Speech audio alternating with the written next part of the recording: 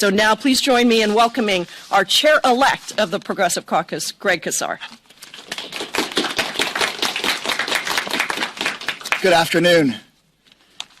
Thank you, Chair Jayapal.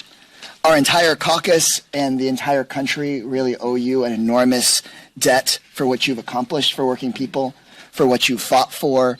There are so many Americans that their city didn't go bankrupt, their family didn't lose their house, their grandmother or grandfather didn't get deported.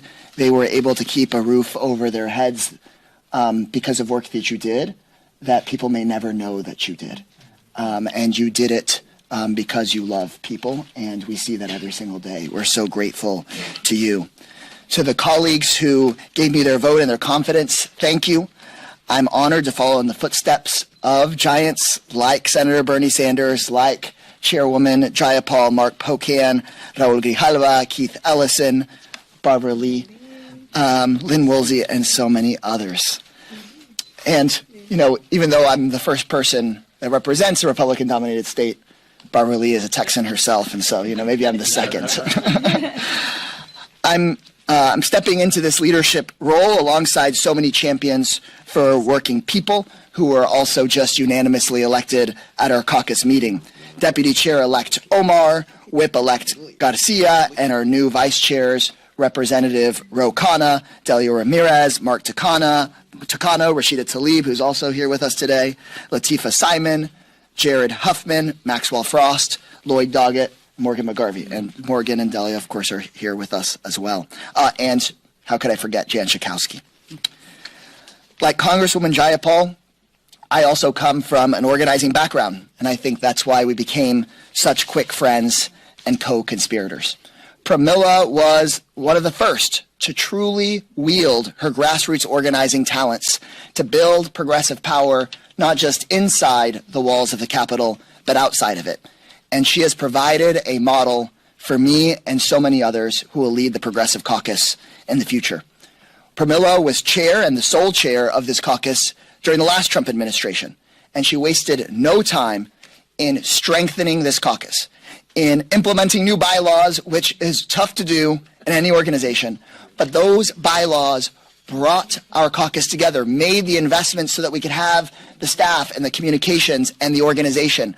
Pramila showed us that while running for office is like an individual sport, governing requires being part of a team sport. And she was our team captain. She held people together and brought Build Back Better to the floor. She made sure that we actually had the elements that eventually became things like the Inflation Reduction Act. She built our block voting strategy that grew our caucuses, not only our caucuses numbers, but also our caucuses influence to fight for working people. She also helped create critical infrastructure for our team and brought us the Congressional Progressive Caucus Center, as well as a political action committee, the Progressive Caucus PAC. That's a lot. That's a lot for a person to do. Thank you so much for that. And those efforts had an impact.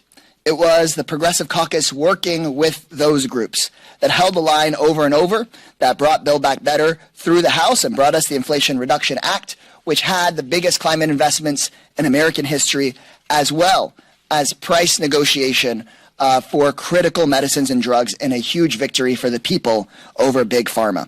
It was the Progressive Caucus that helped influence and pass the landmark American Rescue Plan, and it was the Progressive Caucus that laid the foundation for the Biden-Harris administration's executive action agenda. It was because of the Progressive Caucus members and their leadership that we had the cancellation of over $167 billion in student debt. We had guaranteed overtime for millions more American workers being put into effect by the Biden administration. The Biden administration established an Office of Gun Violence Prevention because of the advocacy of our caucus and our members. None of this would have happened not only without the Progressive Caucus, but also without Chairwoman Jayapal's leadership. In fact, I believe that if the Democratic Party, and this is a little off my script, if the Democratic Party was a little bit more like Chairwoman Jayapal and a little less like Joe Manchin, I think we would have won this election. I think we would have won this election. Because I hear pundit after pundit talking about how the Democratic Party should focus more on wages, housing, and childcare. Well, guess what? It was the Progressive Caucus that brought to the floor, over our own party's opposition at times, wages, housing, and childcare.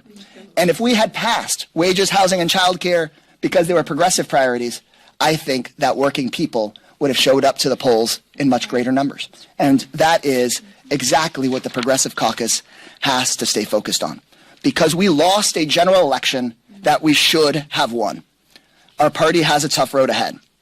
And I want to make it clear. The members of the Progressive Caucus are those who are best prepared to reform the Democratic Party. It is Progressive Caucus members who know how to stand up to CEOs who make more and more money while they pay their workers less and less. It is Progressive Caucus members who have the experience of standing up to special interest groups who spend millions of dollars to influence our elections. It is Progressive Caucus members who know how to stand for peace. It is Progressive Caucus members who stand up to bullies and fraudsters and the cheats who try to scapegoat our communities. Trump's entire campaign was built on nothing but lies, and it is Progressive Caucus members who are unbought and unbossed truth tellers. The GOP campaigned and won on a propaganda-fueled lie to the American people. They said over and over and over again that it was immigrants or people of color or trans people or whoever that were to blame for our economic problems. But the Progressive Caucus clearly says it wasn't a trans person who denied your health insurance claim. It was a giant health insurance company that has gone unregulated by the Republican majority. It was not an asylum seeker that raised your rent. It was a Wall Street hedge fund that did, just like the Wall Street hedge funds CEOs that Trump is trying to fill his cabinet up with. The truth is the GOP doesn't give a damn about working people. They just pretend to. They distract us with bigoted culture war propaganda while they pick the pockets of hardworking Americans. But it's those hardworking Americans that we have to fully bring back into the fold, not just of the Democratic Party, but back into the fold of engaging in our politics. For decades, working class people and the entire country associated the Democratic Party with standing up for working class people. That started to change during the Tea Party wave in this country. That reputation, by the data and by the numbers, that reputation has eroded. The Progressive Caucus is going to bring our working people first reputation back to the Democrats. Our former chair of this caucus, Keith Ellison, once said right before the 2016 election, if you aren't talking about growing people's paychecks, you ain't talking about nothing. And I think that's what it's going to take for us to win elections, for us to hold every part of this country across geography, across race, across ideology, and to not stand for injustice and oppression. That's what the Democratic Party needs, and that's what our country desperately needs. As the first CPC chair from a Republican-controlled state or representing one, I'm used to fighting against extremist, egocentric autocrats. I've seen firsthand how people suffer under extremist policies that do nothing to address the rent or the grocery bill or childcare. It will be our job to be defense against extreme policies from Trump and his billionaire friends, but it will also be up to the CPC to build a vision of a Democratic Party that's a working people's party. And it'll be the CPC members who make all that difference in the years to come. Thank you all very much.